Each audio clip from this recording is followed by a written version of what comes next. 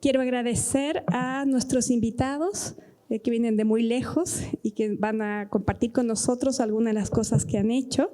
Me acompañan, tú me corriges, si es que Laure Godinot, ¿está bien? ¿Sí? Y Juan Carlos Baeza. Los dos son de la Universidad Sorbonne Paris Nord, de París, así que son bienvenidos si es que alguna vez quieren ir a su universidad. Sí, aprovecho de hacer el vínculo y nos van a presentar. La primera presentación va a ser en francés, pero Juan Carlos va a traducir, y la segunda así en español porque, bueno, Juan Carlos es chileno, así que esta conferencia está siendo grabada. Después les vamos a pasar el link para que lo puedan revisar o compartir. Juan Carlos sé que va a dar una introducción y entonces empezamos. Vamos a hacer las dos presentaciones y luego vamos a tener un espacio de comentarios y preguntas. Así que muchas gracias. Muchas gracias a la profesora por la invitación y estamos muy contentos y nos sentimos muy orgullosos de poder venir aquí y compartir con su universidad nuestros temas de investigación y de esa manera continuar una serie de intercambios que ya existen entre la Universidad de Chile y particularmente la Facultad de Comunicación e Imagen y la nuestra en la región parisina. Bueno, miren, el tema de hoy es imagen y política. Y de manera introductoria voy a dar algunos elementos teóricos sobre la noción de imagen para que luego mi colega les presente una vertiente de sus estudios en cuanto a la imagen, la política en un periodo revolucionario que es la Comuna en Francia en el siglo XIX. Bueno, primero, miren, ¿qué decir de la imagen? Primero, tenemos que señalar de manera muy sencilla que en física la imagen corresponde a un orden material de un objeto percibido por la vista, ya sea por el reflejo o en un espejo o mediante procesos gráficos. Por analogía, la imagen es una representación mental, primero, bueno, de un objeto percibido únicamente por la vista y luego por otros sentidos. Y ahí está el tema, ahí está lo ambiguo. Es decir que a menudo tenemos que oponer lo que llamamos imagen como representación sensible relacionado con una idea, pero también la noción de imagen relacionada con una representación intelectual. Y ahí entra en tela de juicio sencillamente la ideología, la orientación y la manipulación que podemos también integrar en el proceso iconográfico. De este modo, ven ustedes rápidamente que en la noción de imagen se pueden integrar elementos del símbolo, de la ideología, claramente, y finalmente una imagen, ven ustedes, representa algo concreto, pero con un objetivo que va mucho más allá de la sencilla y mera ilustración. Por eso, la imagen, ven ustedes, oscila entre un polo totalmente objetivo, es lo que llamamos la apariencia sensible, y luego el otro polo es un polo subjetivo, es decir, la idea. Y así la imagen se sitúa entre algo que es muy material y muy intelectual. El filósofo alemán Schelling aprovechaba la multiplicidad de usos de esta palabra para jugar con todos los términos que se les podía asociar a esta palabra de imagen como copia, como arquetipo, como modelo. Y en su época él relacionaba también la idea de imagen con la naturaleza misma del hombre y de Dios. Y ahí ustedes entienden de inmediato que la ambigüedad de esta definición nos permite orientar ideológicamente todo tipo de imagen. Más tarde, un siglo más tarde, un filósofo francés, Bergson, habla mucho más, ven ustedes, de una imagen como realidad situada a medio camino entre una cosa realista y luego una representación idealista. ¿Por qué esta diferencia es interesante? Sencillamente porque la imagen a partir de ese momento es mucho más que una simple representación, pero a la vez es menos que una cosa. Y gracias a estas ambigüedades, el término imagen entonces permite sencillamente jugar con las diferentes dimensiones de este término, que es muy plástico, que es muy ambiguo y que se sitúa siempre entre realidad, representación y creación propia de un artista o de una persona que produce una imagen.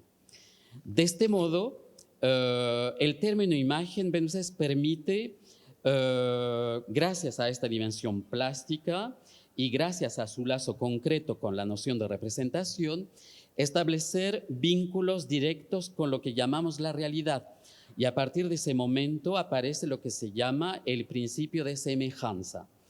Este principio es muy ambiguo, en realidad, muy ambiguo, porque gracias a este principio de semejanza, las imágenes intentan acercarse a lo que llamamos la realidad, pero está todo orientado a partir de la sensación, porque un artista o un productor de imagen puede insistir más en la percepción de la imagen, en la emoción que puede provocar, y vemos claramente que de nuevo tenemos una parte de manipulación en toda producción de documento iconográfico.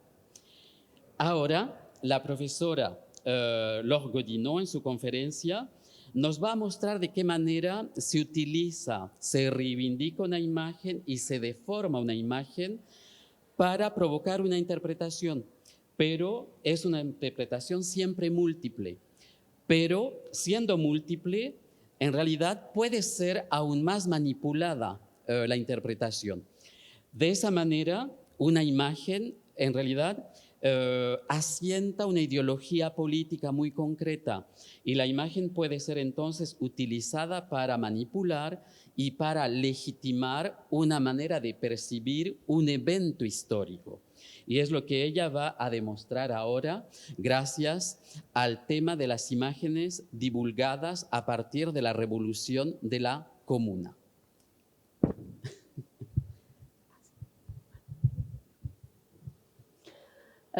Alors d'abord, bonjour à toutes et à tous et merci beaucoup à Lorena Anteza Barrios de m'avoir invité à parler avec Juan Carlos et merci beaucoup à l'Universitat de Chili de m'avoir invité. Je suis très heureuse de faire cette conférence et je vous prie de m'excuser de ne pas parler espagnol, donc je vais parler en français malheureusement, mais Juan traduira au fur et à mesure la conférence.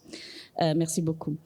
Donc je vais parler de la Commune de Paris, qui est une insurrection populaire, une révolution sociale qui a eu lieu en 1871, donc à Paris, qui a été très courte, qui a duré 2 mois et demi, donc au printemps 1871. Mais donc qui s'est terminé en mai 1871 avec ce qu'on a appelé la semaine sanglante, qui est la répression massive de l'insurrection, donc répression massive, sommaire, sanglante de l'insurrection en mai 1871. Donc c'est un événement de très courte durée, mais qui a une résonance mondiale dès la fin du 19e siècle et encore au 20e siècle et encore au 21e siècle. Alors, je ne sais pas si tu veux traduire. Ouais. Sí.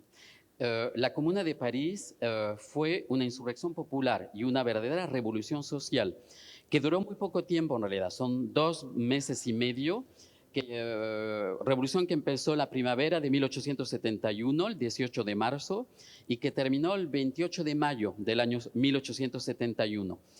Y terminó con una represión masiva y sangrienta, porque el ejército regular, retomó París durante la última semana, y esta última semana de mayo lleva el nombre famoso, trágico de Semana Sangrienta.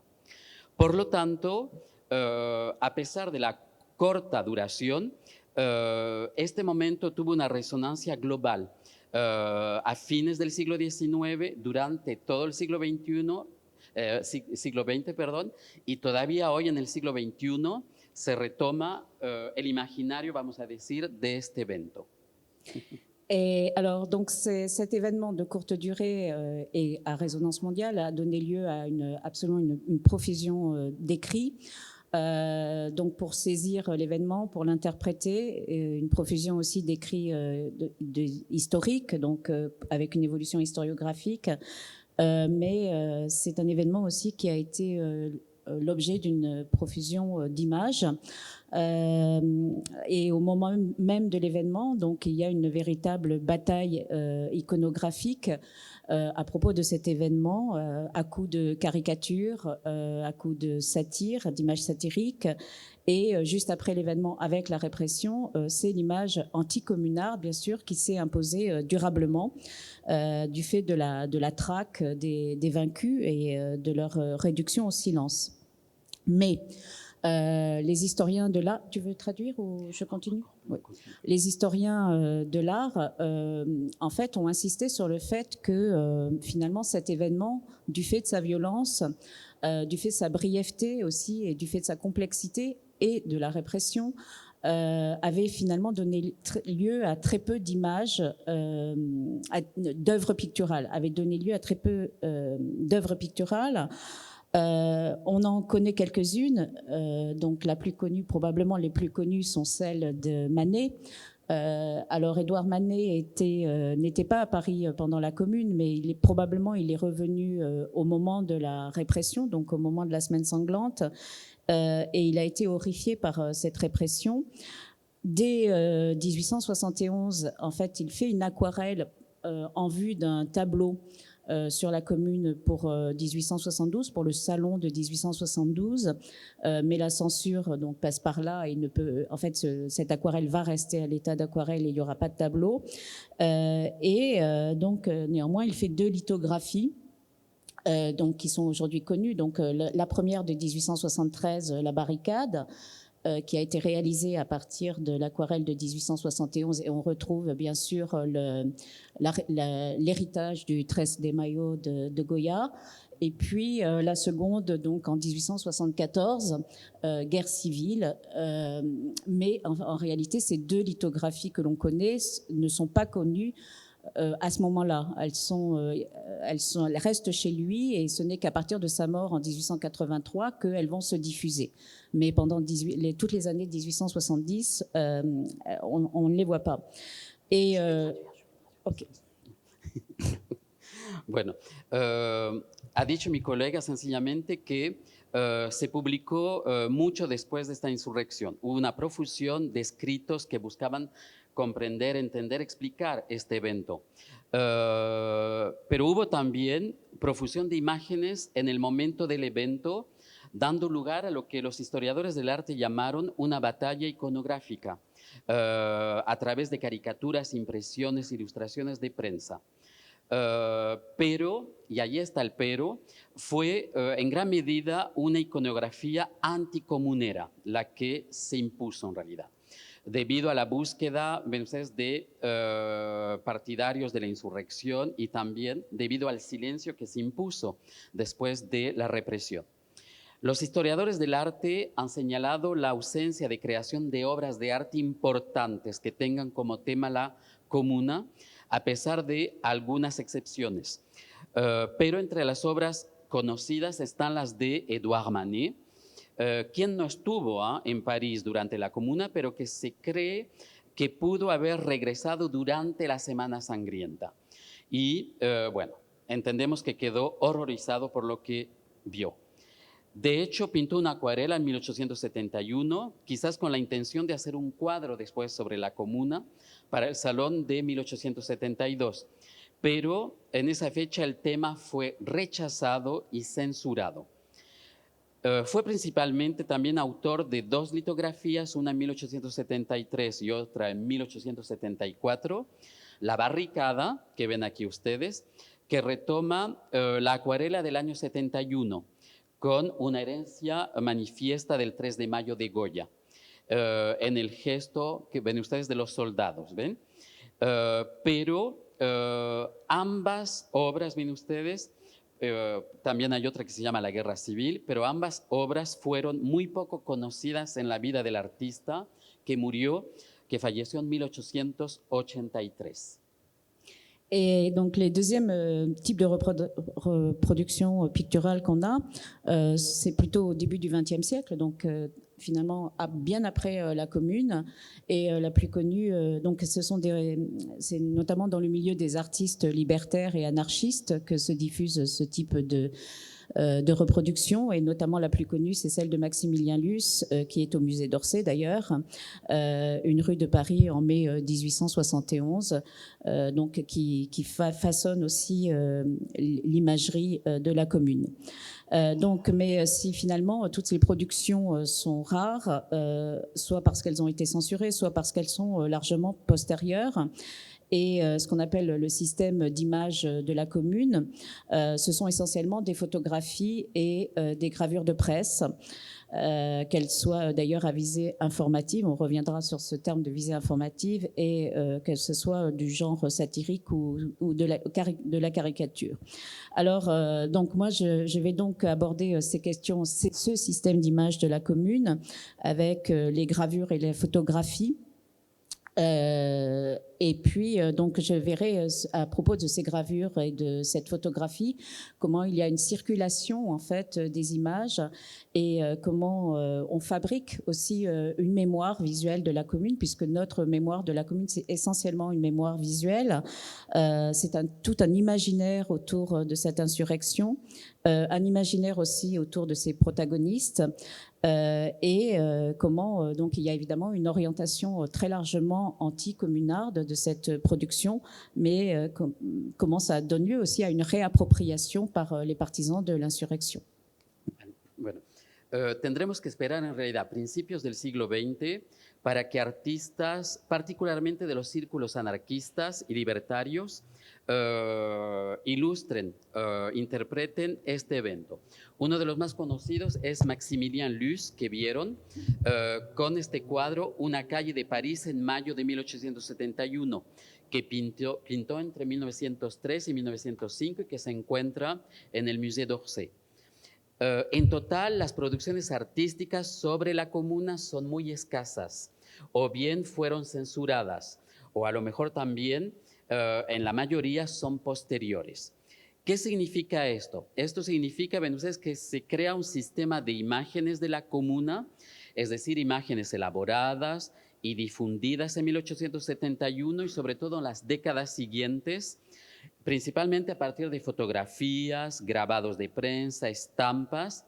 Lo interesante, ven ustedes, es que, bueno, es una producción reducida, pero hablando del tema imágenes y política, dentro también de la perspectiva de medios, periodismo y política, es interesante ver cómo en realidad se crea, se analiza una fabricación y una circulación de imágenes para construir un imaginario de la insurrección y de sus protagonistas, para también crear, elaborar una memoria. Pero lo interesante, y luego lo va a recalcar, es cómo es una memoria que se plantea contra la Comuna particularmente. Alors, d'abord, comment on informe sur la Commune et dès 1871, on informe par la gravure, puisque donc la presse illustrée est déjà nettement développée à ce moment-là. À partir des années 1840 jusqu'aux années 1860, il y a un essor de cette presse illustrée, mais c'est une presse qui est destinée à un public riche, aisé. Donc c'est aussi un public restreint. Néanmoins, moi, ce qui m'intéresse, c'est de voir, de comparer le croquis, puisque la presse illustrée fait appel à des dessinateurs, aux meilleurs dessinateurs du moment, aux meilleurs graveurs aussi du moment. Donc la presse illustrée travaille à partir des dessinateurs et de la photographie, j'y reviendrai. Et là, ce qui m'intéresse, c'est de comparer le croquis d'actualité, donc les croquis que font les dessinateurs, aux gravures, pour voir comment justement se fabrique cette mémoire de la Commune, cette mémoire anticommunarde. Et là, j'ai pris juste un exemple. Donc, il s'agit d'une gravure qui est parue dans Le Monde illustré le 25 mars 1871, qui s'intitule « Nos malheurs », donc « Nos malheurs, la révolution », avec une barricade donc à Belleville. Et on a la chance d'avoir le croquis d'actualité, le croquis du dessinateur qui est à l'origine de cette gravure. Or, si on compare ce qui est... Alors, ce croquis a été fait par Daniel Vierge, qui est un Espagnol, qui est venu à Paris, qui est extrêmement célèbre à ce moment-là, au 19e siècle. Et l'intérêt, c'est de comparer le croquis d'actualité à la gravure pour montrer justement cette orientation anticommunarde. Et en fait, si on regarde bien, on voit à gauche, donc il y a deux mentions au crayon, à gauche et à droite en haut qu'on ne voit pas très bien, mais enfin bon, à gauche, surtout on voit comment du croquis à la gravure, pardon.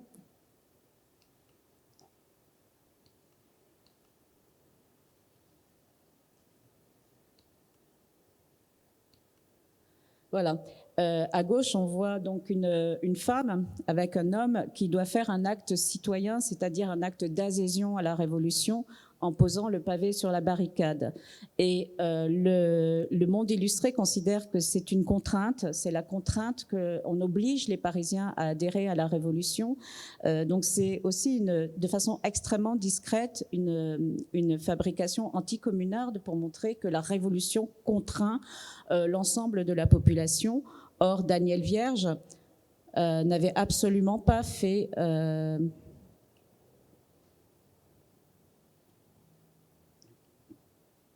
En fait, sur le croquis d'actualité, il n'y a absolument pas cette contrainte d'adhésion à la Révolution. Donc, c'est le journal qui a qui a demandé au graveur de rajouter cet aspect-là pour, encore une fois, orienter cette représentation de l'événement. Alors, je vais aller vite, mais il y a aussi à droite une quête. Alors là, il n'y a pas de quête pour les soldats, mais si on regarde sur la gravure... Enfin bon, bref, il y a une quête sur la gravure. Voilà. Au fond, on voit une quête pour les soldats qui n'existe pas sur le croquis d'actualité. Donc, on voit bien comment la gravure, même si elle se veut informative, et aujourd'hui, au XXIe siècle, quand on voit ces gravures, on considère qu'elles ont une visée informative. Donc, on les prend pour ce qu'elles sont, ce qu'elles veulent être plutôt. Et en réalité, elles sont éminemment politiques. Oui. Entonces, miren, debido a los avances técnicos, en 1871 la imagen ya se impone en ciertos periódicos como un medio de información a través del grabado. Y la prensa ilustrada experimenta en ese momento además un desarrollo importante desde las décadas de 1840 a 1860. Aunque este medio, debido a su costo particularmente, sigue siendo muy limitado y destinado a un público acomodado y sobre todo urbano. Se recurre entonces, ven ustedes, a los mejores dibujantes y grabadores del momento, utilizando grabados basados en dibujos que se llaman bocetos de actualidad y que están destinados a la prensa. Y también se alimentan, recurren a fotografías. Un elemento interesante es que los grabados pueden venderse por separado, lo que permite también difundir esta información entre comillas. Bueno, el acontecimiento insurreccional y revolucionario que representa la Comune de París es cubierto por semanarios famosos en aquella época como l'Illustration, Le Monde illustré o la Presse illustrée. Y estas imágenes destinadas a un público esencialmente burgués y acomodado, generalmente hostil a la insurrección, provoca en realidad una visión antipopular y anticomunera. Los ejemplos que dio Laure muestran bocetos diferentes de la actualidad que han llegado hasta hoy, pero que muestran claramente una adaptación, ven ustedes, entre el boceto original y luego su publicación. El grabado, por ejemplo, que se llama Nuestras desgracias, barricadas de la calle de París, en Belleville, muestra muy bien, ven ustedes, este tipo de operación, este tipo de manipulación. El periódico menciona precisamente 2 puntos para acompañar esta ilustración. Es la colecta para los soldados y la superposición de nuevas piedras impuestas a cada transeúnte. Y esta imagen no será aceptada en realidad por el periódico, tendrán que cambiar en realidad la imagen para decir que el pueblo no está obligado a adherir a la revolución, ¿ven? Y estos dos elementos del dibujo, porque no, en la parte también de la izquierda se hace una colecta de dinero y eso también desaparece después, ¿ven? Desaparece en el dibujo que se publica. Bueno, estos dos elementos, ven, muestran sencillamente, ven, cómo se manipula la actualidad y cómo en realidad no hay que tomar estos grabados y estas publicaciones como ilustración de una verdad. Y es lo interesante, sin hablar de ciertos elementos exagerados, etcétera, que también orientan totalmente el punto de vista del periódico. Alors, j'ai dit que c'était pour un public réduit, donc bourgeois, aisé, mais en fait, ces images circulent beaucoup et donc elles circulent notamment par l'intermédiaire des objets du quotidien. Alors, à ce moment-là, c'est la grande époque des assiettes, ce qu'on appelle les assiettes historiées ou les assiettes imprimées. Donc, c'est quelque chose, c'est un objet du quotidien extrêmement populaire. Ces assiettes ne sont pas chères, on les achète par série de, je me suis trompée, de 12. Donc, il y a des séries sur les vêtements, des séries sur la chasse, des séries sur les monuments de Paris et aussi des séries politiques, en fait, notamment une série sur la Commune de Paris.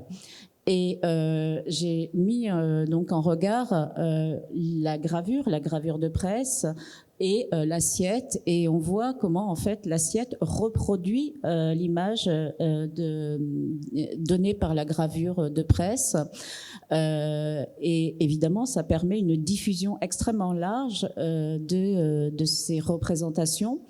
Alors, on pourrait penser que cette assiette est quelque chose, est en fait une dénonciation de la répression, puisque c'est une exécution sommaire, mais c'est tout le contraire.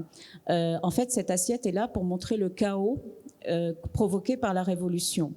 Et elle est dans un intérieur, et il y a un contraste qui est fait entre l'intérieur qui est calme, le quotidien calme, et le chaos provoqué par la Révolution. Et donc, il ne faut pas tomber dans cette révolution, puisqu'on n'aura que désordre, chaos et châtiment. Voilà, donc c'est quelque chose qui se diffuse beaucoup et qui permet cette circulation des images. Como lo había dicho anteriormente, en principio los grabados estaban destinados a un público muy reducido y burgués, particularmente por el precio. Pero en realidad hubo también una transferencia de imágenes grabadas de la prensa ilustrada a cerámicas de este tipo, y particularmente platos. ¿Ven ustedes? Platos aquí, platos ilustrados se les llama, que eran muy baratos y que eran vendidos a bajo precio y que eran muy populares en aquella época. Eran vendidos por serie de 6 y con ciertos temas. Es decir, que en realidad, la información entraba de manera popular en la vida cotidiana de los hogares, y podemos pensar que es una manera de, a lo mejor, defender, reivindicar la ideología de la comuna, pero en realidad es todo lo contrario. Son platos que deben mostrar el caos que provocó esa insurrección. Y ese elemento es interesante porque aquí la imagen muestra una ejecución arbitraria, sumaria, y en realidad su difusión en el espacio doméstico sirve para transmitir un discurso político muy concreto que condena esta revolución y que la considera como caos y claramente ven ustedes como un evento que provoca una especie de castigo social, opuesto este castigo a la vida cotidiana tranquila de un comedor, por ejemplo. Bueno, son series muy interesantes porque Laure, lo añado, está estudiando en este momento lo que se llama en Francia los objetos políticos, y todo esto participa también de su reflexión en el momento. Y luego va a hablar de la fotografía. Alors, je vais peut-être aller un peu plus vite, je vais développer sur la photographie, mais en essayant d'aller un peu plus vite. En réalité, les gravures se diffusent par la presse illustrée, par des objets du quotidien, mais notre mémoire à nous est une mémoire visuelle et c'est une mémoire par la photographie. Sachant que en fait, la Commune de Paris est le premier épisode historique avec la guerre de sécession à avoir été photographiée de la sorte et donc c'est la première insurrection en France à avoir été photographiée ainsi. Mais ces photographies sont de différents genres avec différents acteurs, des contextes différents. Et on peut distinguer en fait deux grands moments, les photographies qui sont prises au moment de l'insurrection, donc pendant le printemps 1871, et celles qui circulent après. Et il est intéressant de comparer celles qui sont prises en 71 et celles qui circulent après, notamment les portraits des acteurs et les photomontages. Alors, notre imaginaire de la Révolution, c'est la barricade. Et la barricade, elle est diffusée par cette photographie. Et ces photographies sont là pour nous donnent, ces photographies sont toujours statiques à cause du temps de pause, à cause des contraintes techniques, et elles sont extrêmement composées. Or, parce qu'elles sont composées, elles prennent aussi un caractère extrêmement politique, notamment parce qu'elles représentent toujours un groupe, une force collective qui prend à chaque fois possession de Paris, possession des rues de Paris, qui pose sur une barricade qui est le symbole révolutionnaire, qui est la révolution en soi. Ce qui est intéressant, c'est qu'elles sont prises de suffisamment près pour qu'en fait, on voit que chacun ou chacune participe en fait à l'insurrection. Chacun et chacune est individualisé et donc est intégré à la révolution. Donc c'est une révolution qui devient incarnée. Et c'est la raison pour laquelle cela fabrique aussi notre mémoire de l'événement, parce que ça lui donne un côté humain qui provoque une émotion importante. Alors, c'est la raison, donc, encore une fois, dans ces photographies, on voit encore la fierté collective à l'œuvre. Et je vais peut-être m'arrêter là et tu traduis la suite. Enfin, je m'arrête là, non? Vale, Ouais. sí, bueno. Miren, entonces, a pesar de que hubo estudios anteriores, sobre todo estos últimos 20 años, en realidad se ha comenzado a examinar de cerca la producción fotográfica en torno a la comuna, yendo más allá del mero valor ilustrativo en realidad. Y se analiza cada vez mejor la construcción de una memoria visual y emocional, gracias a estos acontecimientos a través de la fotografía. Es muy interesante porque en el mismo momento ocurre lo mismo en la Guerra de Secesión en los Estados Unidos. Y es interesante, bueno, desde el punto de vista de la investigación, analizar estos dos momentos a través de la fotografía con ciertas diferencias, claramente. Y en esta primera reflexión, mi colega quiere ver cómo se moldea el imaginario contemporáneo de la revolución gracias a la fotografía, particularmente con la imagen icónica de la barricada, que es una imagen muy popular. El problema es que en aquella época se necesitaba un tiempo de pose muy largo y en realidad estas fotografías no son espontáneas, son una construcción, ven ustedes, de la barricada, de este momento icónico, para poner de relieve ciertos valores como la unión, la comunidad, la fuerza colectiva y claramente transformar estas imágenes en símbolos y transformar esta memoria en un recuerdo que acentúa, ven ustedes, el aspecto de fabricación emocional alrededor de la comuna. No es de extrañar que estos clichés, ven ustedes, hayan sido ampliamente digitalizados después en el siglo XXI, gracias al progreso técnico, y de esa manera, ven ustedes, se sigue actualizando este espíritu de colectivo y de rebelión. Alors, et c'est, à mon sens, donc du fait de cet aspect émotionnel, C'est la raison pour laquelle il y a eu une très importante numérisation au XXIe siècle. C'est la raison pour laquelle j'ai mis ici que la photographie avait été numérisée, parce que dès qu'on tape Commune de Paris sur Internet, on trouve ces numérisations.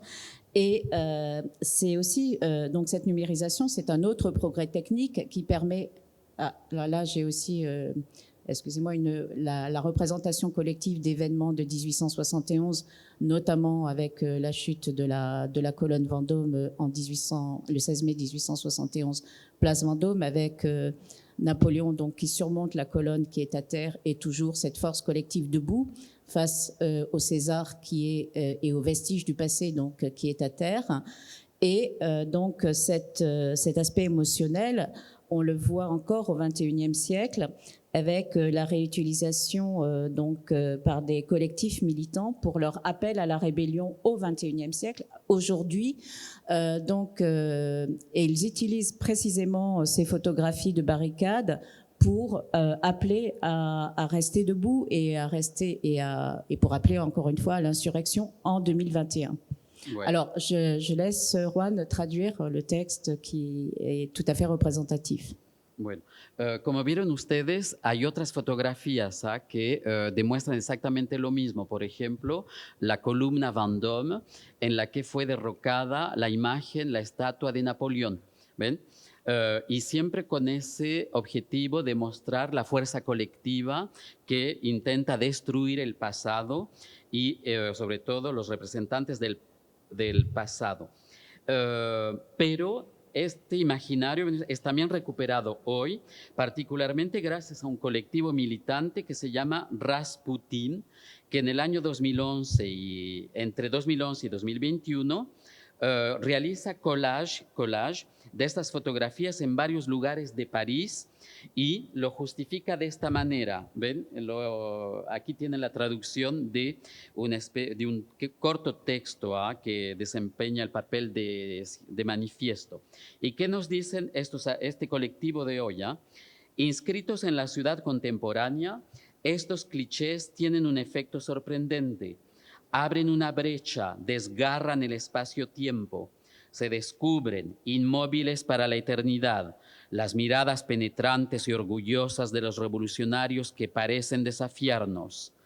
Porque mirándolo bien, la comuna no es solo un testimonio del pasado, sino que encarna también un futuro que nos esforzamos por concretar, un horizonte, el fin de todas las opresiones. Estos pocos granos de plata fijados sobre una placa de cristal toman hoy una nueva dimensión, hacen estallar la concepción de una historia lineal que sería guiada por el progreso. Nos hacen dudar. ¿Estamos realmente más avanzados? Testimonio precioso esta imagen fugitiva que nos conmueve por su actualidad, nos interpela más que nos reconocemos. Al poner así la revolución a nuestro alcance, nos recuerda hasta qué punto estamos todavía dominados. Nos manda a dar el paso decisivo. Alors, ces photographies de barricades, en fait, ne circulent plus après la répression. Donc, elles sont utilisées maintenant, mais on ne les voit plus après 1871. Et ce qu'on voit après 1871, ce sont les clichés de ruines. Après les incendies de mai 1871, incendies qui ont touché une partie des monuments de Paris pendant la semaine sanglante. Et donc ces photographies de ruines sont commercialisées et c'est vraiment l'objet d'un commerce extrêmement important. Elles ont une visée commerciale, mais évidemment, tout en ayant une visée commerciale, elles ne sont pas exemptes d'objectifs politiques. Alors, la visée commerciale, est liée au goût pour les ruines à ce moment-là, au goût romantique pour la ruine, et puis à la fascination quasi morbide pour les ruines. Mais évidemment, c'est aussi une façon, en montrant ces ruines, de montrer que le collectif a complètement disparu. C'est une façon d'éloigner la révolution en la réifiant. Et c'est une façon aussi de signifier l'ampleur de la catastrophe l'ampleur du chaos provoqué par la Révolution. Et alors là, j'en ai montré un cliché, mais il y en a des centaines, voire des milliers. Et ce procédé d'accumulation fait en fait que accroît encore cette image de chaos. Et le fait qu'il y ait une multiplication de ces photos produit des albums qui regroupent une succession de photographies de ce type.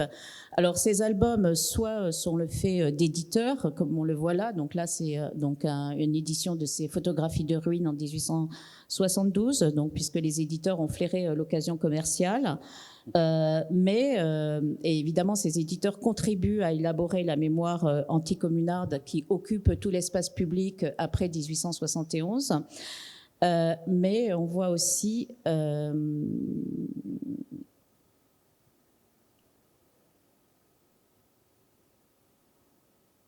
alors c'est pas ça que je voulais montrer, c'était bon, c'est pas grave. On voit aussi des albums personnels qui se constituent. Je te laisse traduire. Las imágenes tomadas después de la insurrección y su comercialización fueron diferentes, ¿ah? Y en realidad muchas fotografías de las barricadas sirvieron después del año 1871 para identificar a los comuneros y para arrestarlos. Y poco a poco fueron desapareciendo en realidad estas fotografías. Al contrario, aparecen después fotografías de ruinas que tuvieron gran éxito comercial porque su objetivo era también político en realidad, ¿eh? Y aún se puede, ven ustedes, ver que cada fotógrafo las tomaba con cierto objetivo.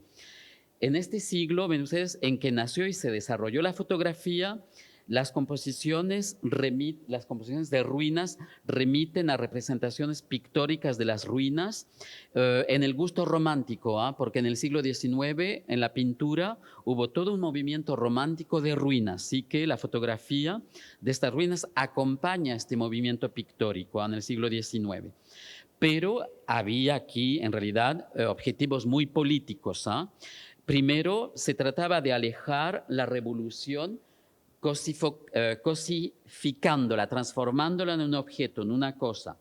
Y de otro lado, el objetivo evidente era evidenciar la magnitud del desastre y hacer una especie de inventario donde en realidad toda huella humana y toda fuerza colectiva desaparece totalmente. ¿Ven? Así que este es el primer objetivo. Luego, lo que hay que señalar es que este tipo de fotografías son muy numerosas. Se habla de miles de fotografías de ruinas.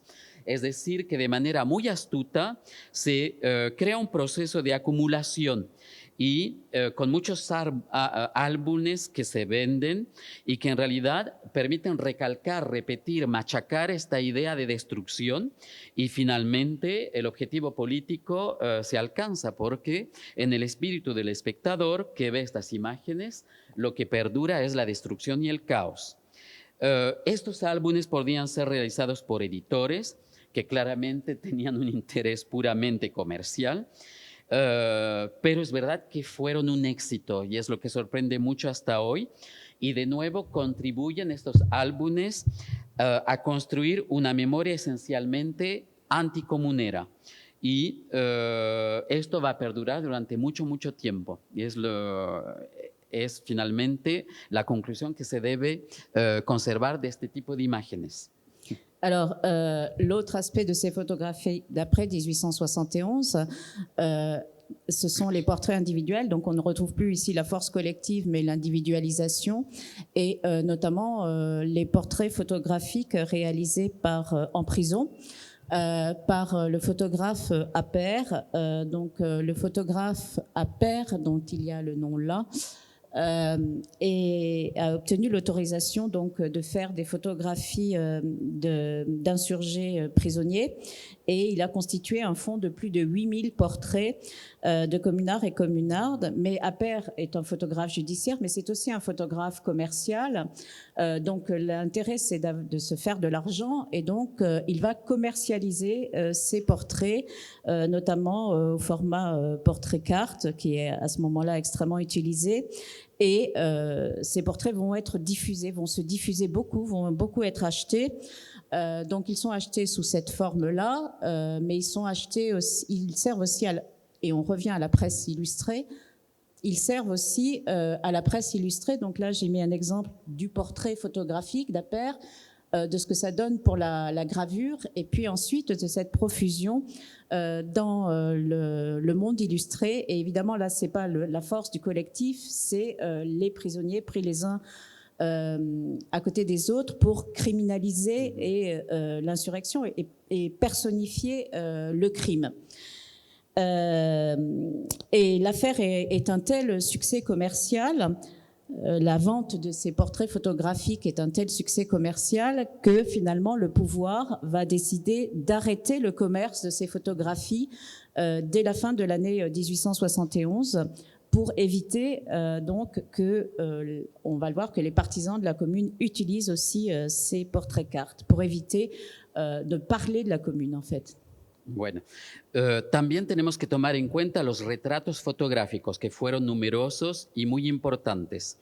El objetivo, ven ustedes, era primero humanizar a los detenidos, a los insurgentes detenidos que estaban encarcelados y que estaban en espera de juicio.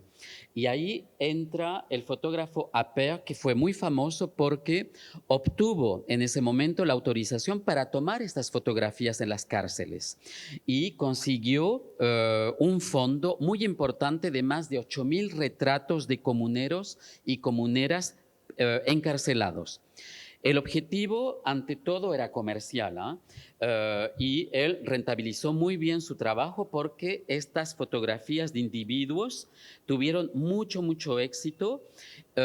Mucho éxito, ¿por qué? Porque en realidad se fabricaban en un formato de tarjeta, de un tamaño muy pequeño, y se vendía barato y mucho.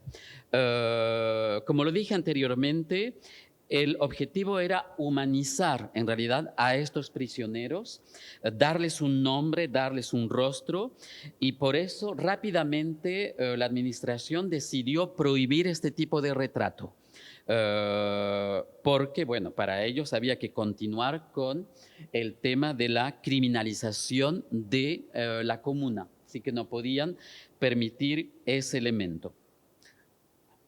Voilà, alors là j'ai juste mis un album anti-communard où on voit à la fois les ruines et les portraits photographiques pour personnaliser donc le crime.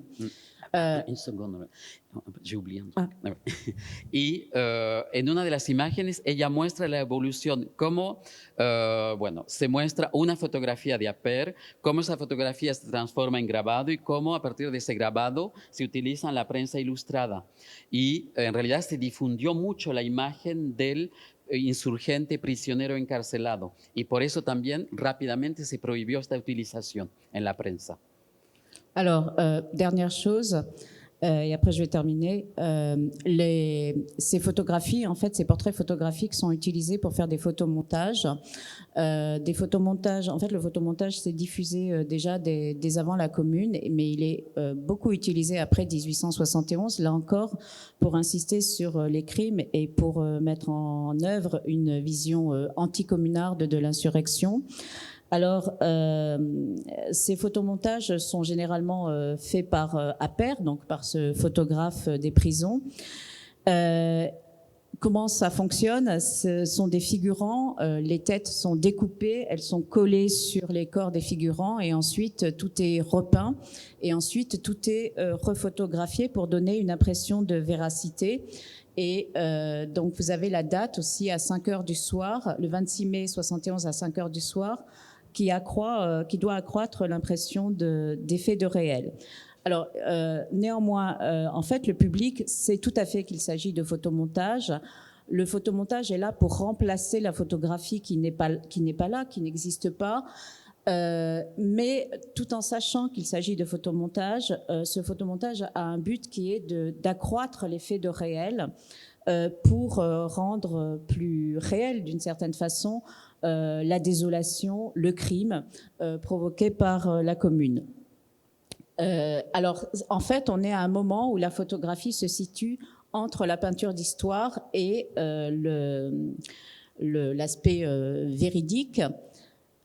Alors là, on ne voit pas grand-chose, mais j'ai pris juste ce photomontage, donc assassinat de 62 otages rue Axo à Belleville par les communards, donc en 1871. Donc là, vous avez la foule, le peuple communard et les martyrs en face, qui sont essentiellement des religieux. Et si on regarde le gros plan, on voit évidemment que la photo n'est pas réelle et ne peut pas être réelle, puisque vous avez des lignes de tireurs les uns après les autres, avec d'ailleurs une féminisation, puisque au fond, on voit une femme qui commande cette répression. Autre photomontage, je vais vite, autre photomontage qui est le plus connu probablement, c'est la prison des Chantiers à Versailles. Donc ce sont les femmes insurgées qui sont prisonnières, qui sont photographiées dans leur prison à Versailles après la Commune. Et en fait, on a l'impression d'une photographie réelle, mais s'il s'agit d'un photomontage qui est là pour rappeler l'aspect placide de la prison. Donc on sait qu'il y a eu en fait des exactions dans cette prison, mais c'est pour montrer que ces femmes sont bien traitées, et par ailleurs pour montrer qu'elles sont non seulement criminelles, mais également amorales. Alors j'ai pris quelques détails de ces photomontages. On voit là comment le jupon a été dupliqué. En fait, c'est la même jupe. On voit là, dans le mur du fond, en fait, il y a aussi une duplication du mur du fond. Si on revient là, au fond. Donc là, c'est la jupe, les mêmes jupes, le même mur et en haut, le même linge qui sèche. Donc, c'est un procédé extrêmement grossier. Il n'empêche qu'au XXIe siècle, on prend ce photomontage pour une photographie telle que représentant la prison, ce qui montre que ça a bien marché. Et l'autre aspect, c'est la criminalisation de ces femmes communardes. Donc on voit notamment, alors là j'ai pris Louise Michel et on voit le portrait de Louise Michel, donc comment son visage a été recollé sur une figurante. Et Léontine Suétens également. Et là, la criminalisation, où on a Hortense David qui est photographiée avec un cigare, et le cigare devient une bouteille de vin, donc pour montrer évidemment que ces femmes amorales sont en plus alcooliques. Et enfin, ce photomontage est daté théoriquement du 15 août, qui est la fête de la Vierge Marie. Et là encore, c'est pour montrer le contraste entre la fête entre la Vierge María y ces femmes totalmente amorales. Bueno, miren, lo interesante también es que en este momento hay puestas en escena que se realizan con figurantes en la fotografía y luego se recortan, se pegan, se pintan los rostros de los retratos fotográficos para dar una impresión más realista. Y las leyendas también detallan el día y la hora precisa para aportar veracidad a estas supuestas fotografías realistas. Lo que sabemos es que el fotógrafo Appert nunca estuvo presente en estos momentos extremos, y tampoco hubiese podido hacerlo porque no tenía los elementos tecnológicos para hacer estas fotografías. Por consiguiente, son fotomontajes muy groseros que en realidad vienen a reemplazar la ausencia de fotografías reales al mismo tiempo que criminalizan la insurrección. En efecto, en la fotografía que se llama Asesinato de 62 rehenes del 26 de mayo de 1871 a las 5 de la tarde, calle Axo, en el barrio de Belleville. Bueno, tenemos toda esta manipulación. ¿Y qué sabemos? ¿Ven? Porque no hay que equivocarse. Si esta ejecución tuvo lugar, en realidad no hay ninguna preocupación por la exactitud histórica. Primero, la cifra, ven ustedes, es muy aproximativa. nos hablan de 62 en lugar de 50 rehenes. Luego el objetivo, sobre todo, presentar mártires frente a una multitud que representa al pueblo insurgente, que mata, que destruye de manera totalmente ilógica. También el objetivo es desacreditar a las mujeres comuneras. ¿Ven? Muchas mujeres, ven ustedes, se presentan aquí como verdugos. Hay una, ven ustedes, que también se dirige a la ejecución a caballo, allá arriba a la derecha. Es decir, ven ustedes que no hay ninguna existencia documentada en realidad de estas imágenes y todo es una mitificación de la comuna, transformándola en leyenda negra de la comuna. Además, vemos en los varios rangos de fusileros que todo esto es técnicamente imposible, técnicamente imposible. Por consiguiente, hay un verdadero fotomontaje que en realidad respeta las convenciones de la pintura histórica de aquella época y de la iconografía religiosa tradicional, sin ocultar un carácter ficticio. Todo esto está diseñado para crear un efecto de realidad y es muy representativo en la historia de la fotografía, porque en realidad se consideraba durante mucho tiempo a estos documentos como verdaderos documentos históricos y en realidad no lo son. ¿Cuál era el objetivo también? A través de este realismo era sencillamente desarrollar una memoria hostil a la insurrección, de nuevo. Y pasa lo mismo con la fotografía que se llama Cárceles de Versalles del 15 de agosto del año 71. Muy interesante porque, primero porque el 15 de agosto, ustedes lo saben, es la fiesta de la Virgen. Así que, ven ustedes, es una manera de oponer a las mujeres que participaron en la comuna a la imagen de la pureza de la Virgen. Así que se les criminaliza. Todo es montaje y esto se ve a través de las faldas, ven ustedes que se repiten varias veces, a través de los muros, a través de la ropa colgada y entendemos claramente que todo está duplicado y la razón es clara, es mostrar una imagen relativamente, ven ustedes, pacífica de la prisión de las mujeres, mientras que en realidad, muchos testimonios evocan los abusos que sufrieron las mujeres en la cárcel en ese momento. Por consiguiente, ven ustedes, hay una denuncia, ven ustedes, del compromiso femenino durante la comuna y se muestra, ven ustedes aquí, por ejemplo, a estas mujeres fumando. Aquí a Louise Michel se le muestra muy frágil, como si estuviera alcohólica. Es decir, que se les criminaliza y se les convierte claramente en monstruos de la revolución. Alors, je vais terminer là.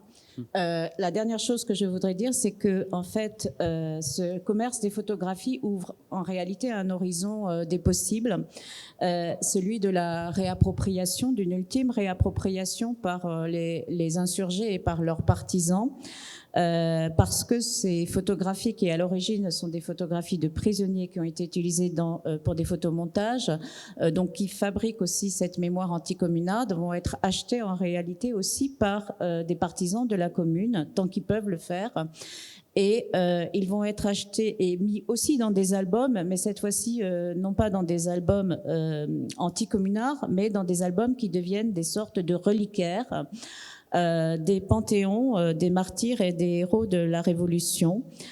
Donc là, on a un exemple de cet album qui est un album de famille, de la famille communaliste d'une certaine façon, donc un album d'un partisan de la commune qui a acheté ses portraits-cartes et qui garde religieusement ces portraits-cartes dans un album et certains nous sont parvenus, notamment celui qui est au musée de Saint-Denis. Et on voit bien donc le commentaire, donc ça c'est une page de cet album et le commentaire qui est à côté de cette page, c'est il a été condamné à mort pour l'affaire de la rue Axo, donc la fameuse fusillade des otages, à laquelle il n'a même pas assisté. Donc un commentaire, encore une fois, qui est une sorte de contre-culture et de contre-mémoire par l'intermédiaire de la photographie. Et je termine. Juste, on pourrait en revenir, mais en fait, ces images continuent de circuler. Donc là, on a une image de photographie de cadavres. On a souvent, en fait, c'est une image iconique de la répression de la semaine sanglante. Or, cette image de cadavre n'est pas une image de la répression de la semaine sanglante, tout simplement parce que lorsque l'on fusille, on fusille en masse et les corps vont dans des fosses communes, ne vont pas dans des cercueils avec des couronnes et des numéros, etc. C'est une image qui date, qu'on n'arrive pas à dater, mais qui ne date pas de cette période-là, alors qu'elle est symbolique de la semaine sanglante. Et là où on voit bien cette circulation encore des images au XXe siècle et encore de nos jours, c'est ce qu'en a fait Ernest Pignon-Ernest, donc d'un artiste français donc de street art, un des premiers d'ailleurs, très célèbre, qui en 1971, donc pour le centenaire de la Commune, a fait des sérigraphies à partir de cette image et les a collées sur les marches de la butte Montmartre et dans d'autres lieux de Paris pour montrer la domination et toutes les répressions, puisqu'il en avait collé également à la station de métro Charonne, là où il y avait eu 8 morts dans une manifestation anticoloniale au moment de la guerre d'Algérie. Donc c'était une façon de rappeler que finalement ces images de la répression montrent aussi que les répressions sont universelles et qu'il faut lutter contre ces répressions et ces dominations. Voilà, je m'arrête là et je laisse Juan terminer. Bueno, el comercio de estas fotografías abrió, sin embargo, un horizonte posible que es el de la reapropiación de estas fotografías. ¿Por qué? Porque en realidad gran número de estas fotografías de prisioneros, de insurgentes, fueron adquiridas por partidarios de la insurrección más tarde y de esta manera elaboraron una especie de un panteón de mártires y de héroes de la revolución. Luego también lo interesante es que estas fotografías se convirtieron claramente en emblemas relacionados con la comuna.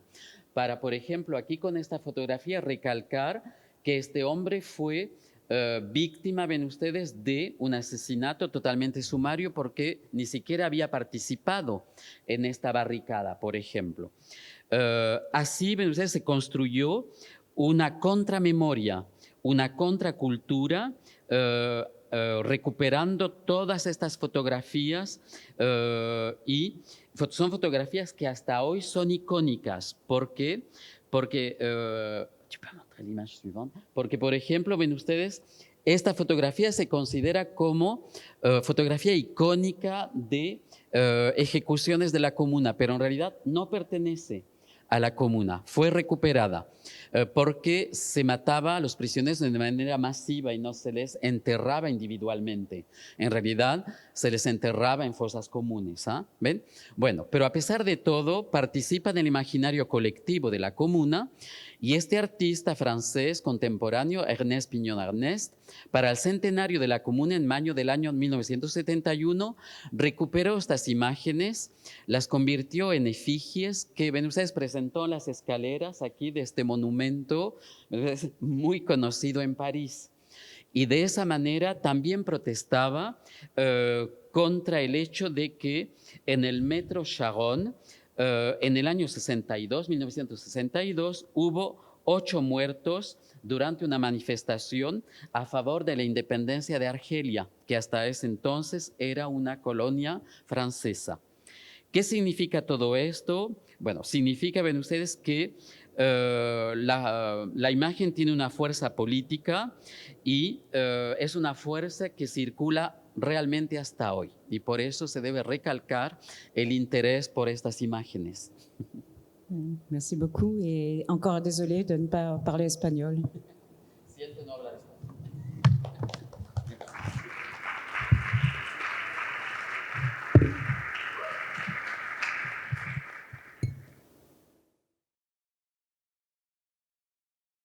Bueno, miren, les voy a hablar en realidad hoy en día, voy a reflexionar con ustedes sobre el tema de la imagen y particularmente a través de imágenes de artistas contemporáneos que han reutilizado la herencia, por ejemplo, de Francisco de Goya, pero que luego en un contexto de lucha feminista, por ejemplo en Guatemala, utilizan la performance particularmente para denunciar los atropellos a las mujeres. Y después hablaré rápidamente de una artista mexicana contemporánea, Teresa Margolles, que utiliza esta vez claramente el cuerpo humano para denunciar la represión de los narcos en su país.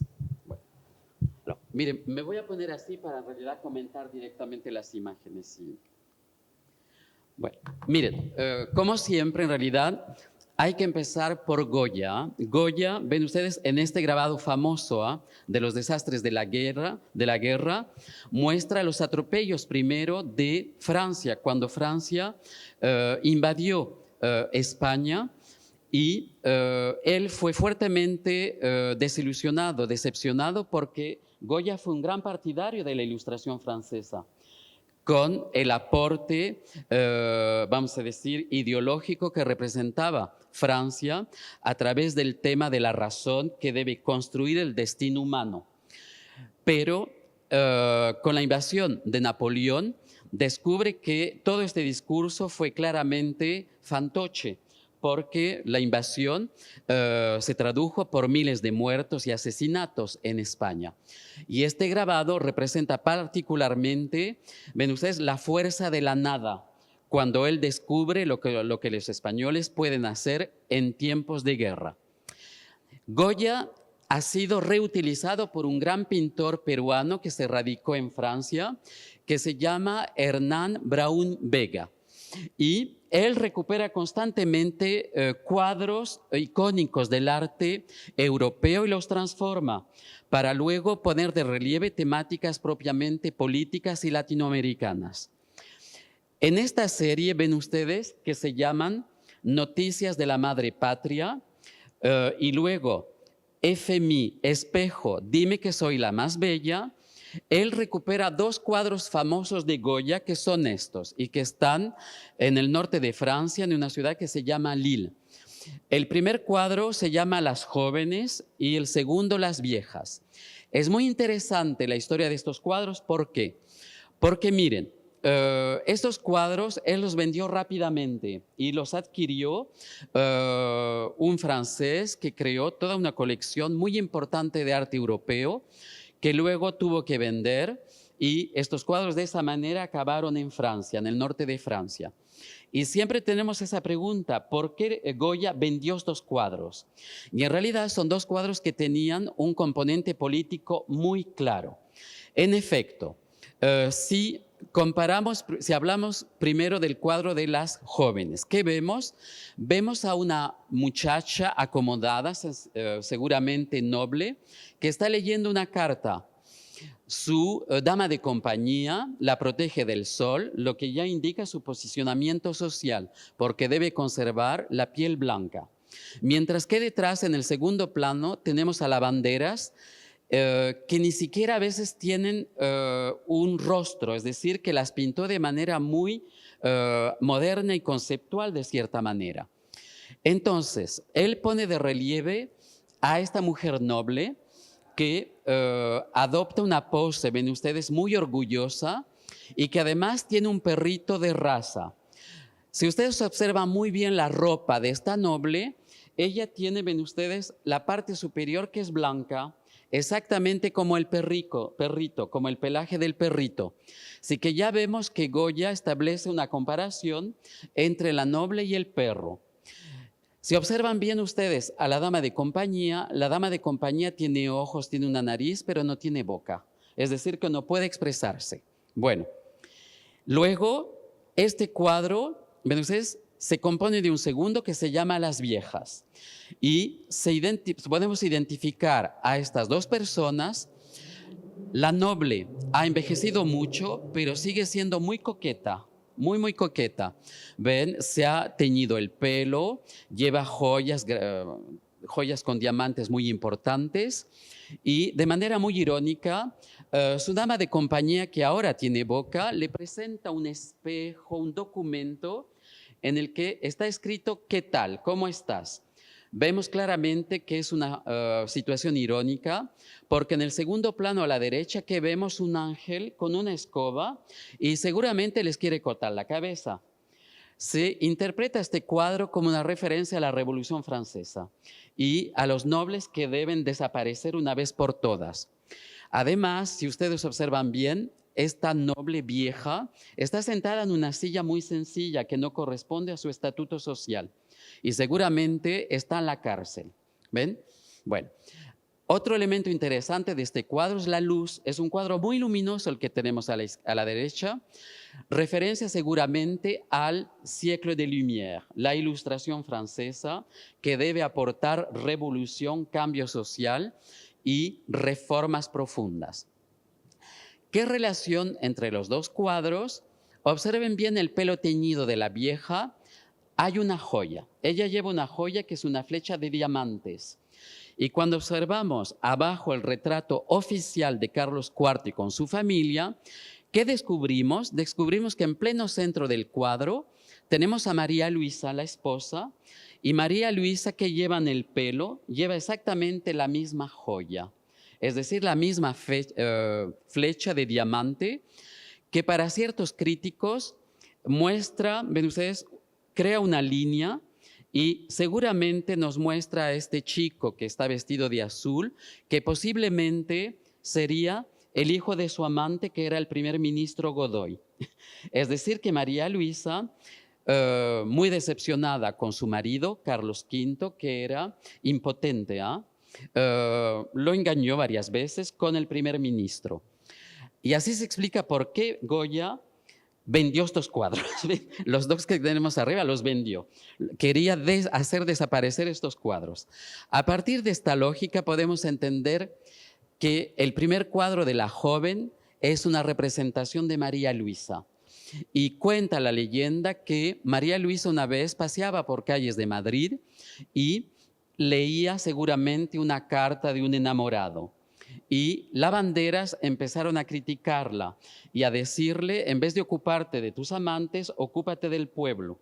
Lo que ocurrió es que terminaron todas en la cárcel, todas. Bueno, sí que se critica de manera muy clara, ven ustedes, la monarquía absolutista española de aquella época.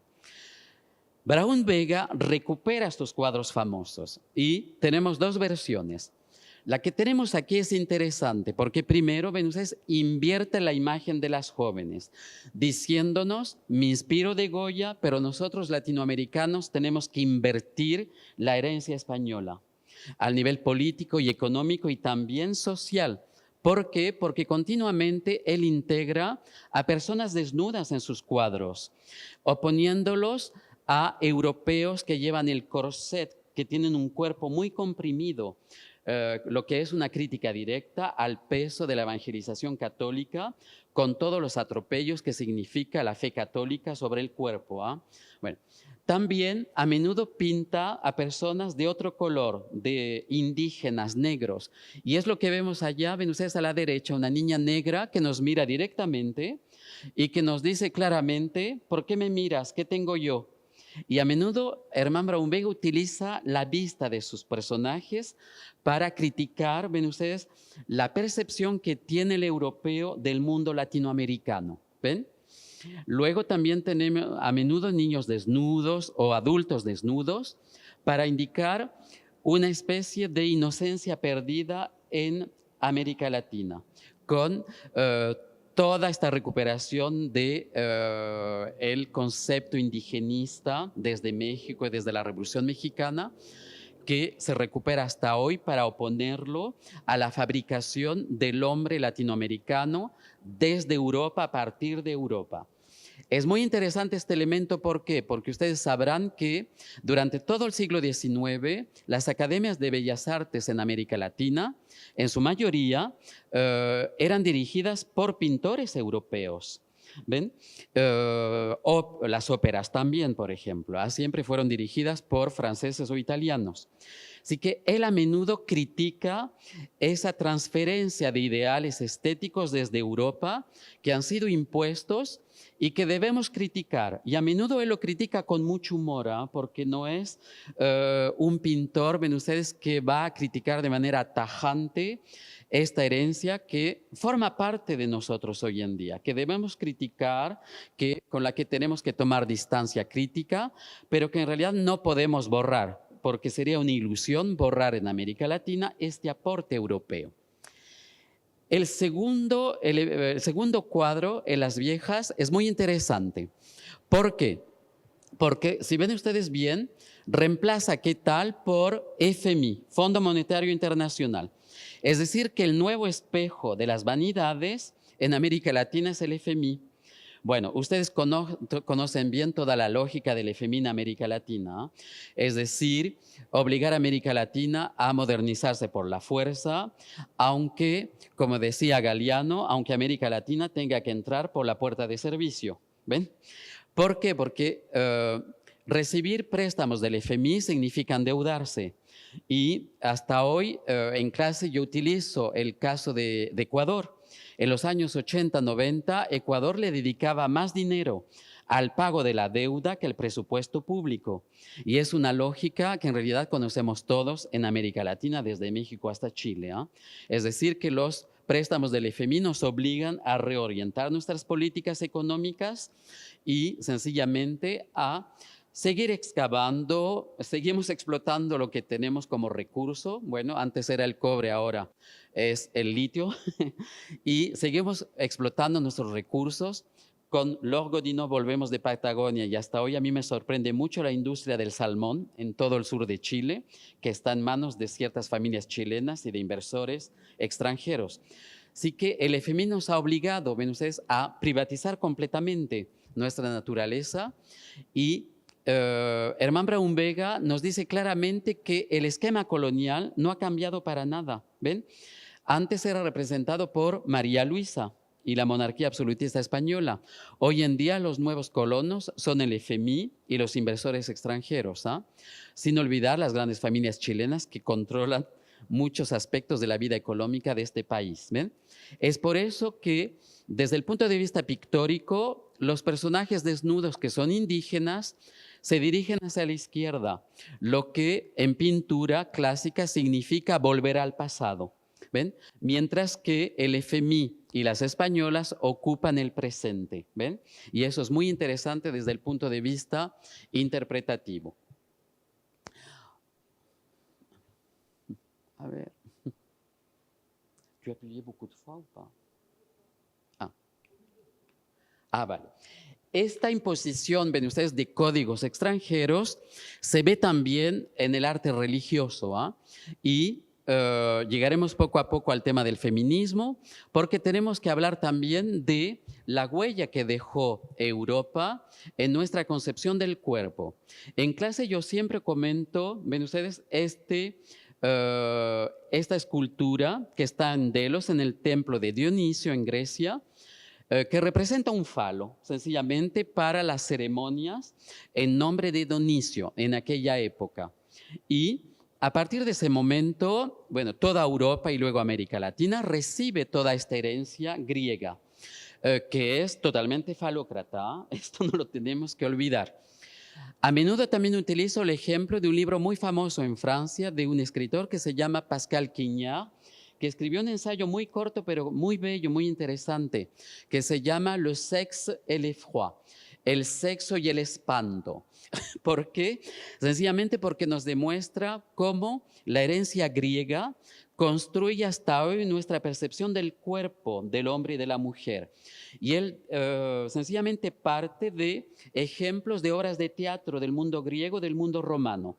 Y habla principalmente de una obra de teatro cómica, hay que señalarlo, que habla de una mujer. Esta mujer noble, griega, sale a la calle de noche y es violada.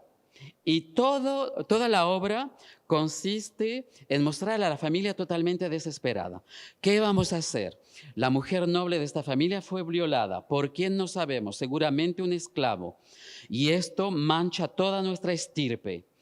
¿Qué vamos a hacer? Bueno, Al final, ¿qué pasa? Se descubre en realidad que fue violada por su propio marido, que no la había reconocido de noche, y se considera que el final es un happy end.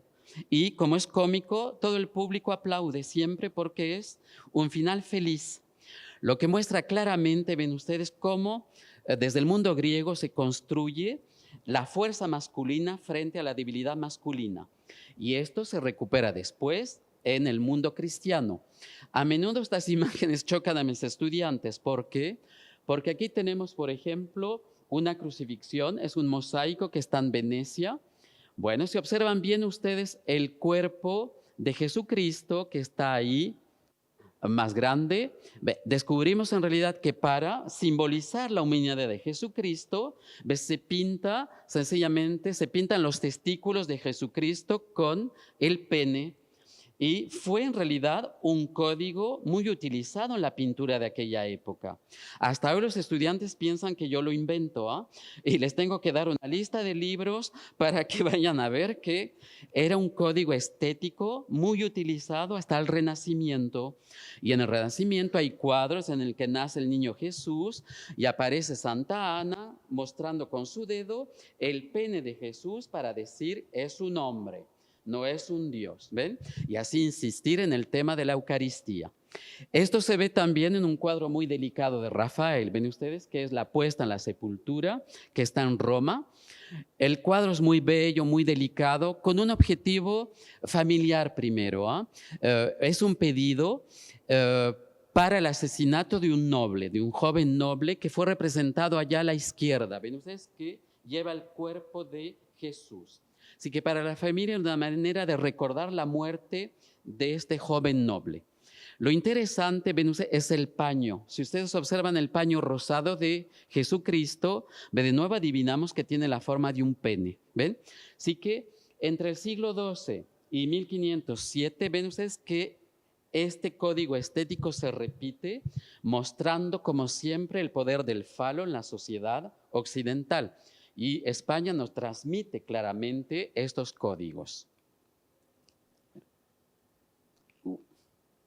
No quiere fuerte.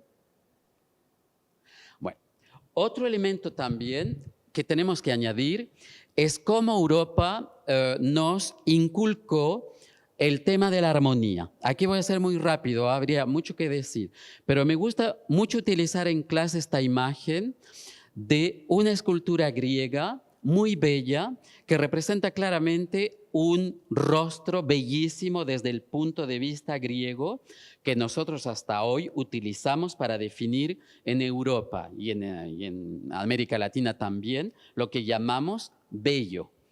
El rostro se divide en 6 sencillamente, ¿ven? Entre esta parte y esta hay un número de centímetros, la misma entre aquí y el final de la nariz y lo mismo entre aquí y aquí. Y luego todo se divide en 6, es decir que es el rostro perfecto. ¿Por qué recalcar esto? Porque el mundo precolombino no utilizaba para nada estos códigos, ¿ven?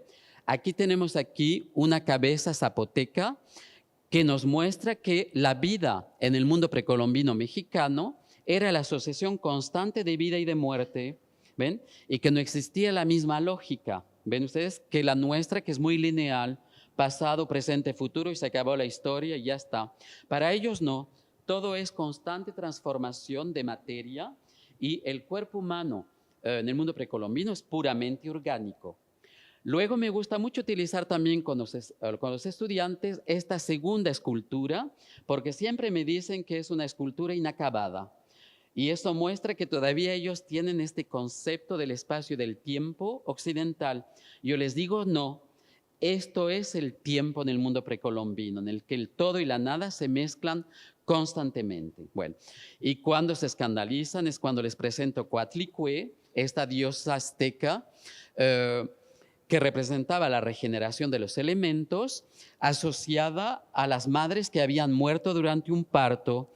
Es decir, que cuando una madre moría durante el parto, era divinizada y la familia se sentía muy orgullosa de tener a una madre que había muerto en ese momento, porque conseguía el equilibrio perfecto entre la vida y la muerte. ¿Ven? Daba la vida a través del bebé y ella moría.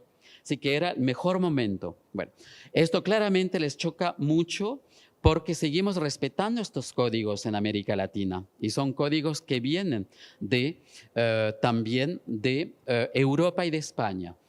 Bueno, todo esto para decir que desde el punto de vista del tiempo y del espacio y del cuerpo, los europeos nos han inculcado valores que nos comprimen hasta hoy y es por eso que los artistas contemporáneos rechazan totalmente esta lógica. Y lo veremos a través primero de esta artista. A ver. Bueno, miren, una de las primeras es una francesa que me gusta mucho, es Orlan. Bueno, primero a ella formó un escándalo en el año 77 cuando propuso esta obra que se llamaba El beso del artista, es decir, que había que por esa grieta arriba meter una moneda de 5 francos y ella daba un beso, ¿ven? Lo que ya era totalmente escandaloso.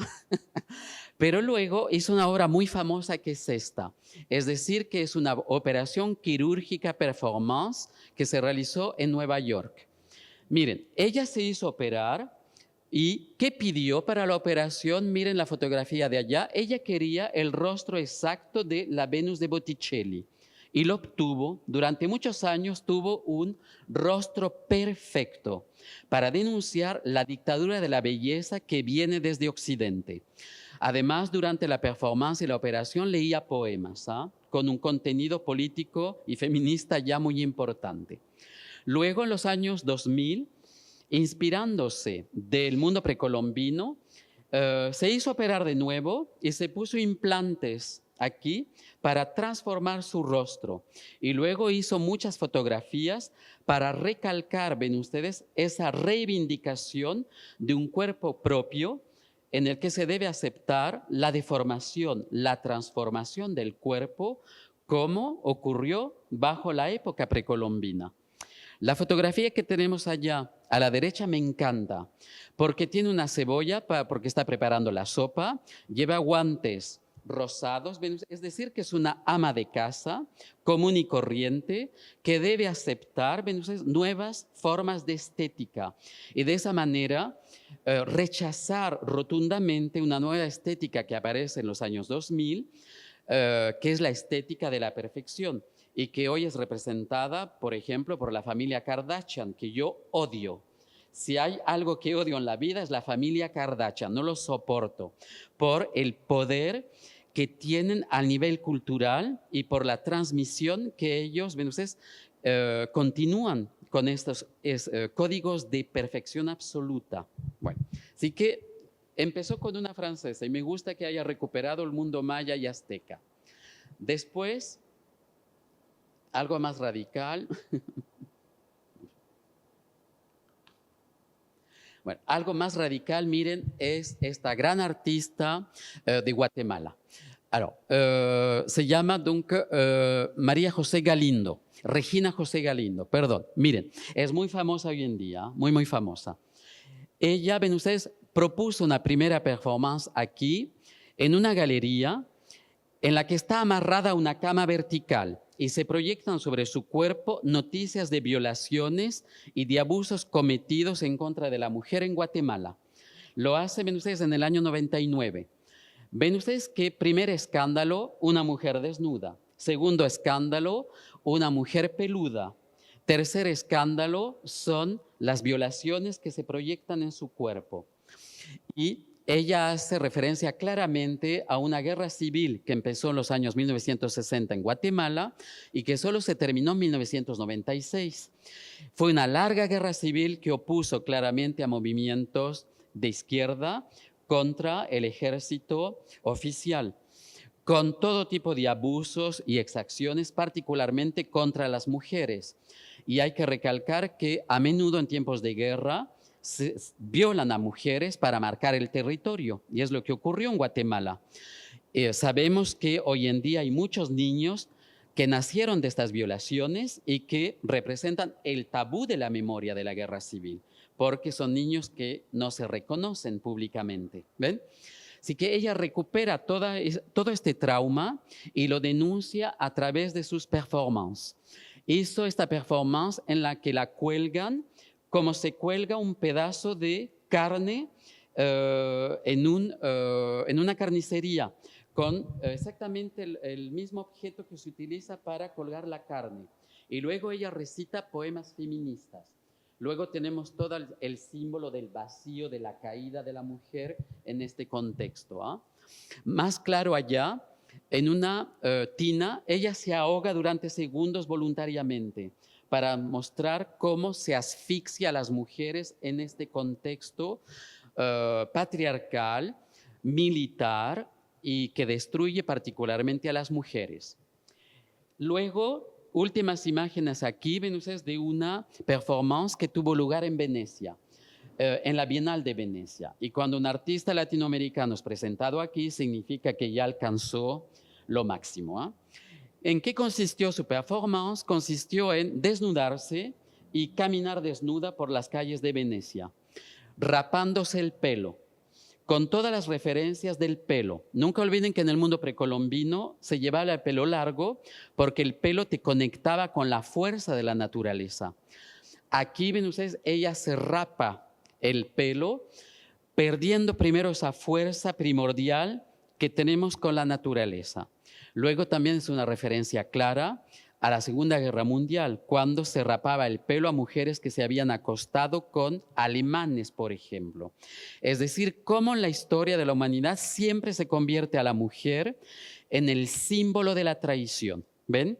Y ella se convierte en la imagen icónica de la culpabilidad, finalmente en tiempos de guerra.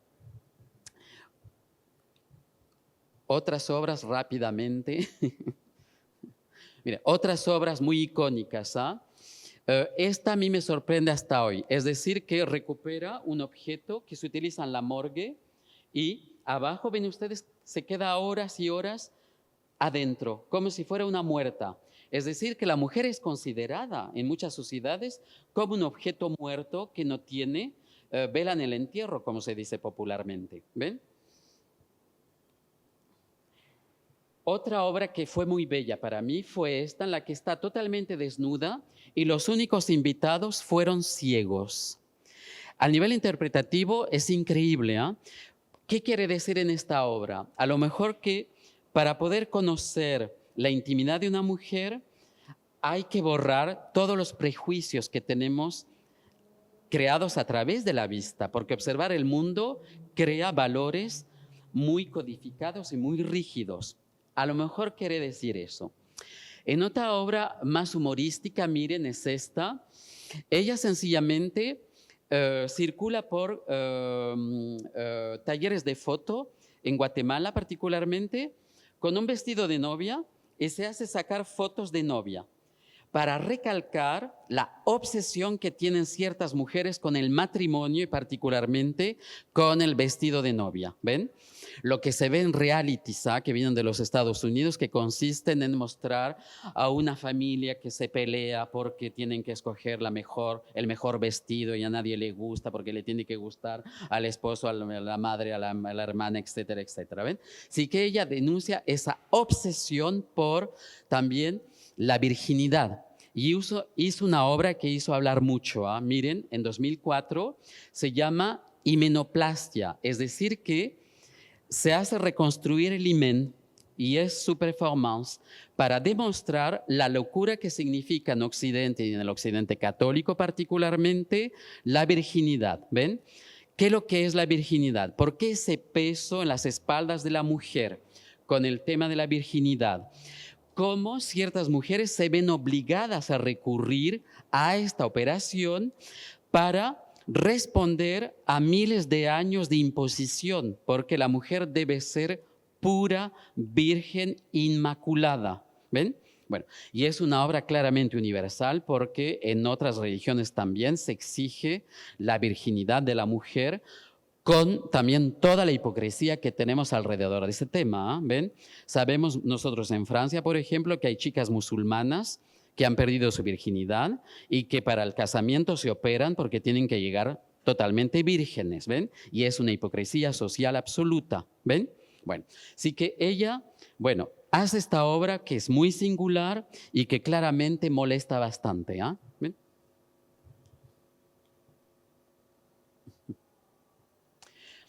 Última obra para pasar a otra cosa.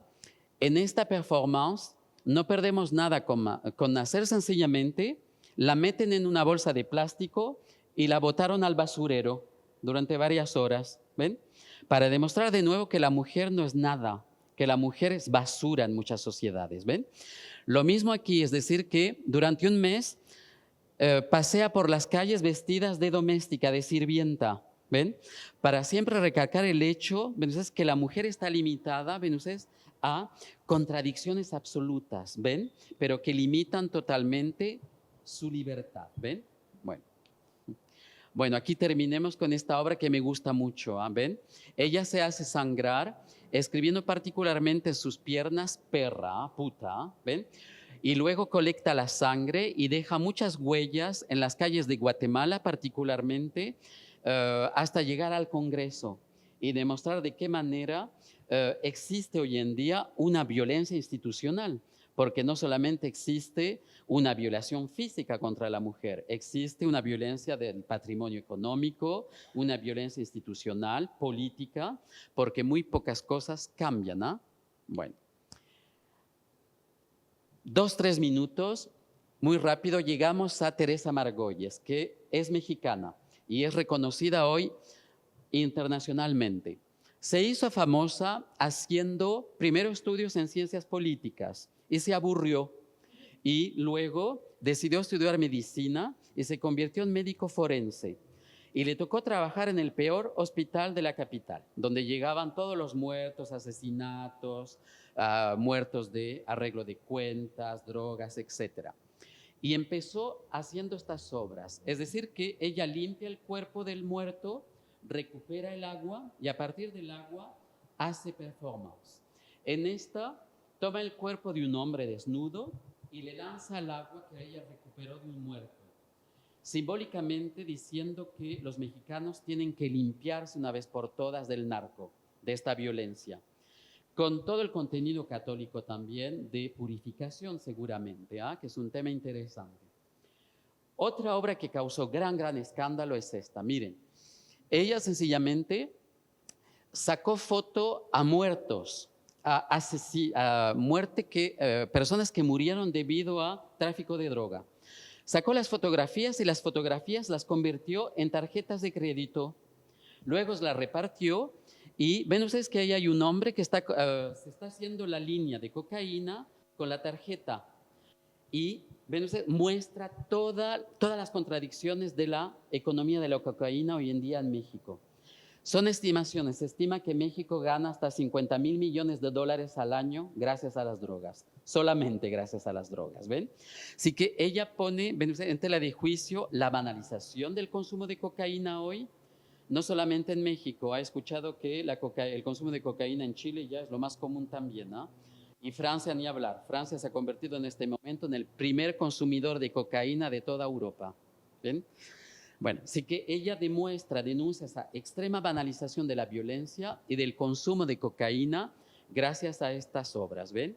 Luego ha hecho otras obras como esta, ¿ven? Que causó mucho escándalo. Entierro, en realidad es un bloque de concreto con un feto que está adentro al vacío. ¿Ven? Y sencillamente ella recupera constantemente el tema de la muerte para denunciar la extrema banalización de la muerte en México.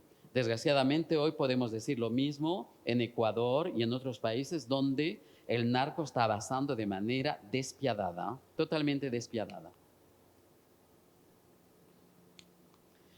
Bueno, esta obra que causó escándalo, rapidito, siempre utilizando el agua de los muertos, creó esta instalación en la que caen burbujas.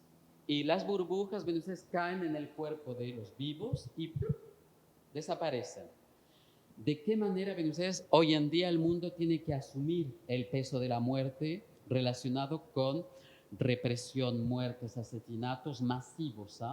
Solamente un dato para México. En el mandato del antiguo presidente sabemos que se superaron los 30,000 homicidios. Y en el mandato anterior se habían superado los 44,000 homicidios en México en 4 años.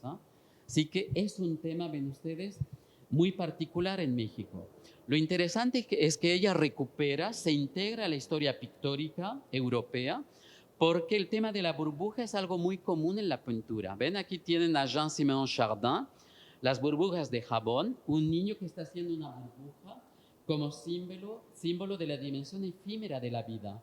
Y desgraciadamente en México tú puedes perderte la vida del día a la mañana por pura casualidad. ¿Ven? Bueno, paso porque no tengo tiempo, pero hizo joyas también. Bueno, esto también lo hizo. Claro, quiero llegar al final, sí. Miren, esta obra emocionó mucho a toda Venecia y al mundo del arte. Representó a México en la Bienal.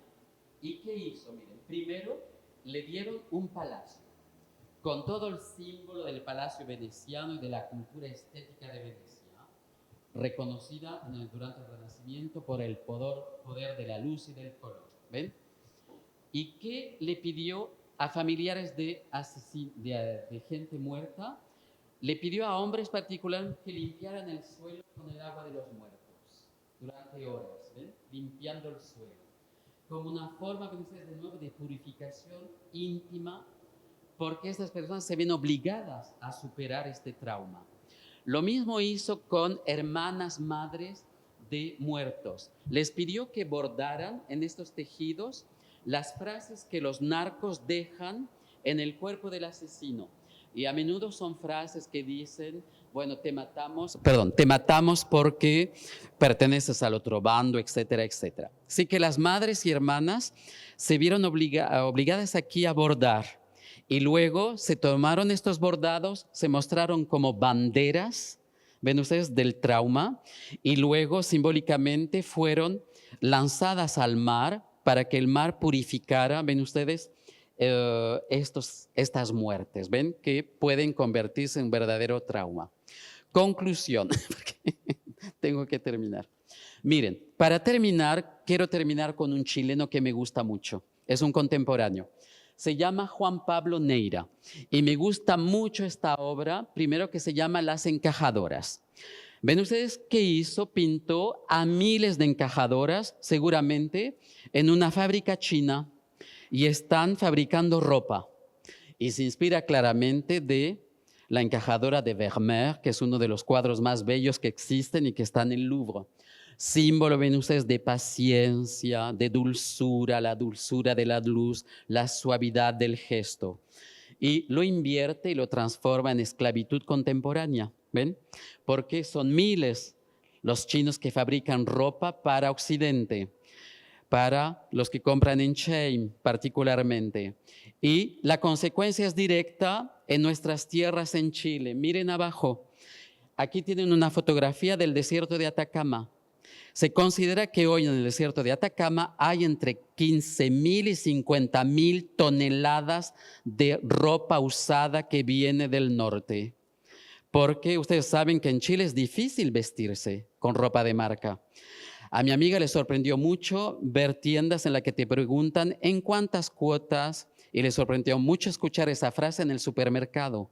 Gente chilena que compra 3 cosas para comer y las pagan en 3 cuotas. ¿Ven? Sí que aquí es una gran denuncia del mundo neoliberal actual, donde hay que consumir, endeudarse. Y las consecuencias, ¿dónde están? En África, porque estas toneladas también llegan a África y llegan también al desierto de Atacama hoy. Y no sabemos qué hacer con esta ropa que contamina, porque produce un humo muy contaminante. Terminemos con esta obra que me encanta. Miren el título.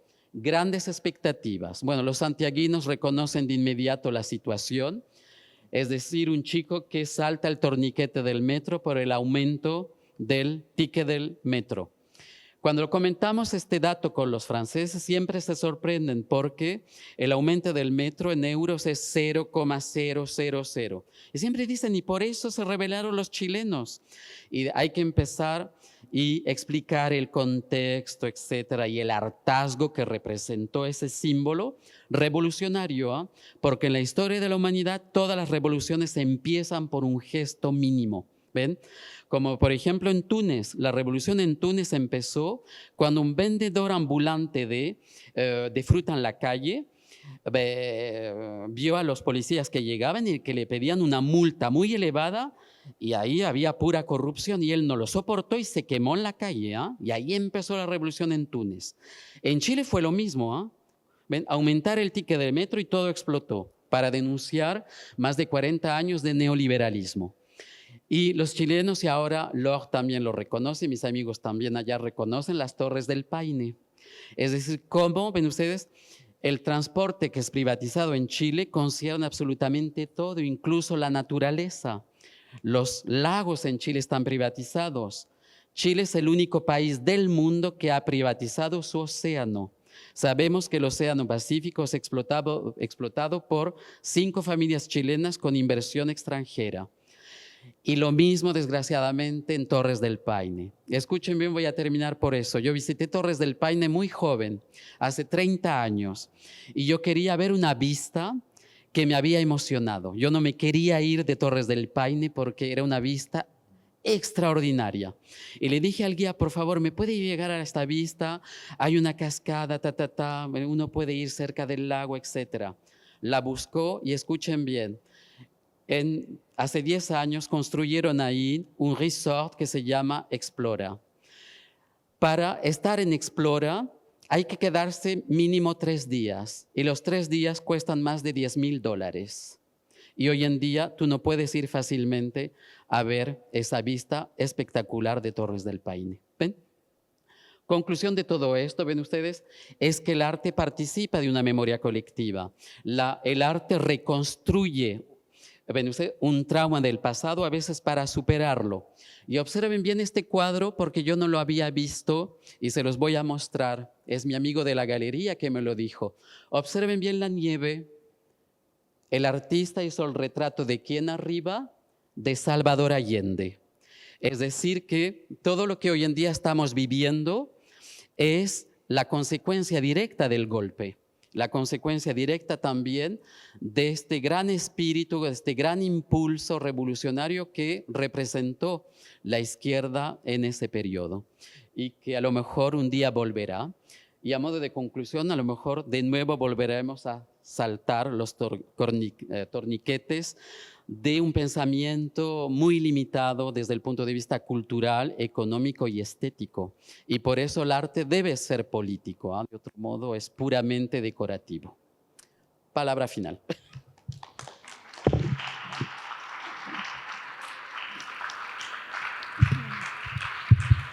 Muchas gracias. Para los del curso, vamos a correr la actividad para la otra semana. Así que se corre todo una semana. Después de esto tenemos un par de preguntas y nos vemos la próxima semana y ahí retomamos el trabajo, ¿sí? Y están todos presentes. Preguntas, si es que tiene alguien alguna pregunta, algún comentario de cierre, si quieren decir alguna cosa. No sean como los franceses, por favor. Los estudiantes franceses son muy tímidos. Acá también.